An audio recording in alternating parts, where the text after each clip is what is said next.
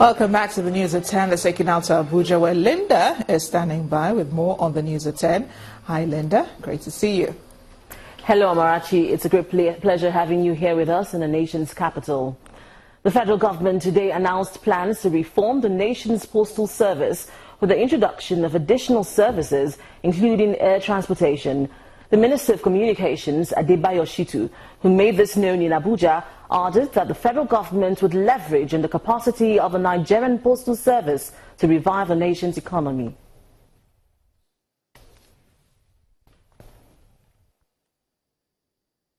Courier companies for their last mile delivery services. A situation where foreign courier companies also compete in internal distribution of mails and other packages. We think we should look at it. We are thinking of a situation where even NIPOS will have its own helicopters to transport mails across the country. Over the years, NIPOS has invested huge resources on the purchase of vehicles for mail delivery and logistics. May I hereby propose that we review existing arrangements to strengthen our capacity in mail delivery through the PPP arrangement. And we believe this could also include the fact that NIPOS will not only be carrying mails, but even be carrying passengers in order to make more money. Medical services at the University of Benin Teaching Hospital have been disrupted by the resident doctors who have started an indefinite strike.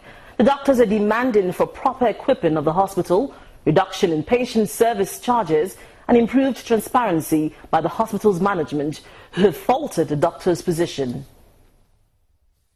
Its establishment in 1973, the University of Benin Teaching Hospital has remained a citadel of learning and delivery of quality health services to millions of people from Edo and other neighboring states. However, incessant strikes by the different in-house associations can be described as the bane of this great institution. On Wednesday night, the resident doctors embarked on another indefinite strike. Enough is enough, and time has come to rescue this hospital from the grip of very draconian and incompetent administrators. The doctors are also calling on the management of the hospital to step aside. It's a total indefinite strike. We've said that we also need to engage the group of Edo State because this really is for them. As we speak, very basic and essential commodities and materials, consumables that are needed to offer treatment to patients are currently unavailable.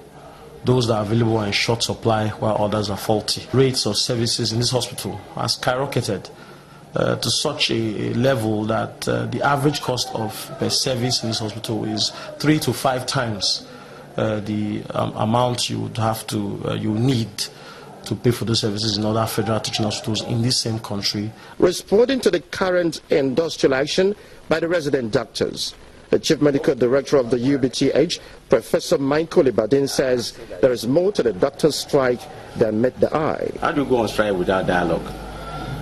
You will not dialogue, then you go ahead and go on strike. Then after you have commenced, then that is when you start talking. So I find that very, very appalling. The hospital does not belong to the CMD. It's a federal government facility. Issue of facilities have to do with the fact that it's what we are giving that we can give out. The striking doctors have made their demands, and the management has the onus to respond positively in such a way that ensures quick and equitable resolution of the dispute. The Minister of Solid Minerals Development, Dr. Kayode Fayemi, has ordered the immediate recall of all federal mines officers in the 36 states of the Federation and the FCT. The minister, who gave the directive on Friday, said the development became necessary as part of measures to strengthen the institutional capacity of the ministry to cooperate with the security agencies in ensuring the security of lives and property in the country, as well as safety of the environment. The development comes barely 24 hours after the ministry blacklisted and withdrew the explosives licenses of a Delta State-based company for the illegal diversion of explosives. Dr. Fayemi said the ministry would not leave any stone unturned in its bid to reposition the sector. And that's all from Abuja. Back to you, Amarachi. Thanks a lot, Linda. Well, back here in Lagos, move up to the southeast, where Governor Willy Obiano has affirmed his resolve to improve the welfare of women residents in Anambra State. The governor said his administration will encourage women to explore opportunities in agriculture, trade and commerce, while efforts are being made to reduce cases of child and maternal mortality. It's a hall full of women from Anambra State, and they heartily welcome Governor Willy Obiano and his wife Ebele, convener of the August meeting.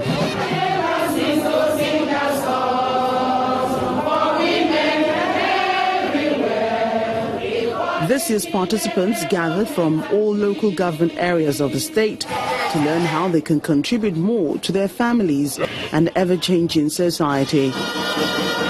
Mrs. Obiano steps up to draw the attention of the women to the ideals of life. We are supposed to be a solution and not part of the problem. That is the only way we can be real models in this changing world. I therefore implore you to support our government with all your being.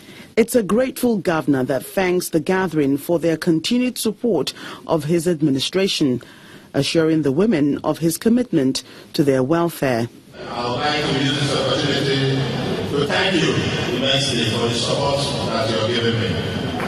The relocation of 63 primary healthcare centers, 63 of them. Helping the women comes in the form of words and action, as the governor's wife distributes equipment according to their specialized occupations. She says her passion is to see women succeed in their families. Women should be part of the society. Women should be able to, do things for themselves, be, trained and supported, as well as be able to help their immediate families and the nation and the world at large. This annual summit gives the women in Anambra State the opportunity to examine the challenges facing them and to find solutions to such problems. This year, the women closed the summit with the knowledge that hard work in whatever area they ply their trade will help solve the problem of hunger and poverty. That takes us to business news now. Here's Imana Amawe.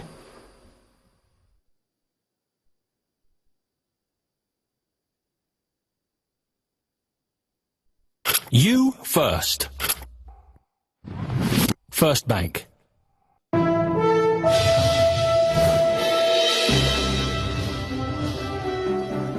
Many thanks for staying with us and welcome to Business News. The Central Bank of Nigeria is asking manufacturers to be patient and endure what has been described as a harsh period for doing business in the country.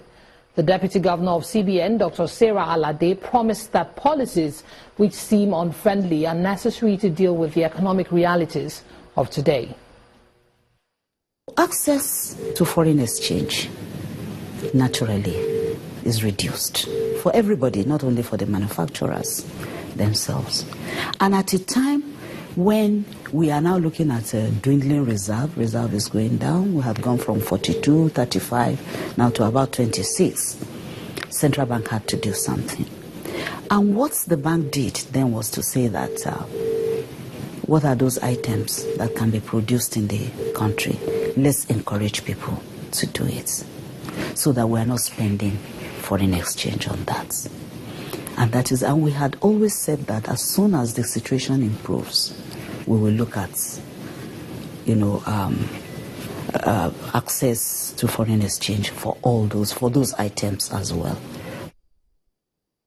At the Nigerian equities markets, the week ended on a bearish note in 4 sessions, following sell-offs for profits by investors in a bid to realize further gains from Thursday. BC Adebayo tells us more.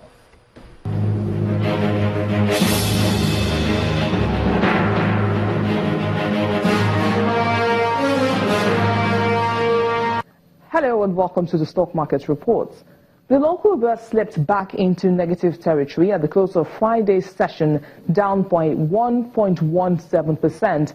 The market capitalization also lowered by about 100 billion naira. The decline was attributed to more profit-taking activities by investors, with over 120.8 million shares worth 1.26 billion naira in 3,307 transactions. Flour mills, Total and Owando were top in a list of 18 gainers, while Diamond Bank, Dangote and Seplat led 19 other losers. The most active stocks for the day were international breweries, Transco and UBA. That ends the stock market reports. I am BC Adebayo.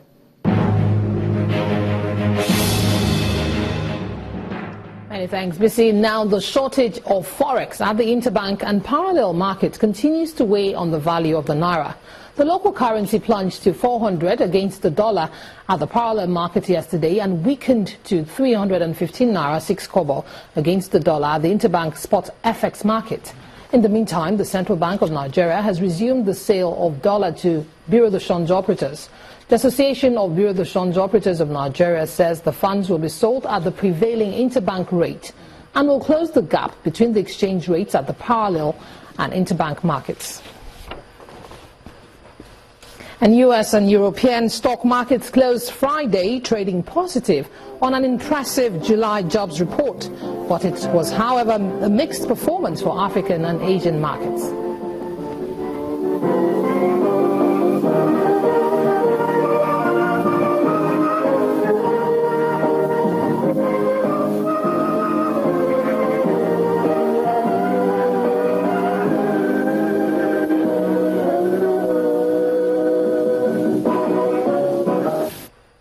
That's Business News Tonight. Thank you for watching. I'm Emana Amawe. The news at 10 continues.